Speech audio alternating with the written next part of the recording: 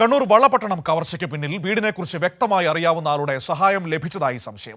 മോഷ്ടാവ് 2 തവണ അഷ്റഫിന്റെ വീട്ടിലെത്തിയതായി പോലീസ് കണ്ടെത്തി.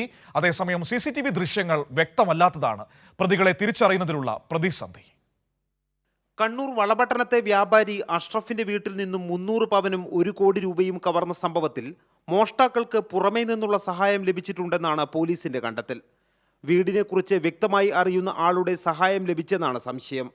CCTVയിൽ നിന്നും ലഭിച്ച ദൃശ്യങ്ങളിൽ മോഷ്ടാവ് 2 തവണ വീട്ടിലെത്തിയതായി വ്യക്തമായി.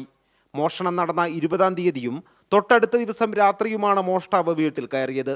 CCTV ദൃശ്യങ്ങൾ വ്യക്തമല്ലാത്തതിനാൽ ഇതുവരെ ആളെ തിരിച്ചറിയാനായിട്ടില്ല.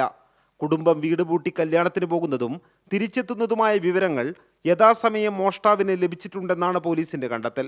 വിവരങ്ങൾ കൈമാറിയ ആളെ കണ്ടെത്താനുള്ള ഊർജിതമായ ശ്രമമാണ് നടക്കുന്നത്. അഷ്റഫിന്റെ സ്ഥാപനത്തിലെ ജീവനക്കാരിൽ നിന്നും ബന്ധുക്കളിൽ നിന്നും അന്വേഷണ സംഘം മൊഴി രേഖപ്പെടുത്തി.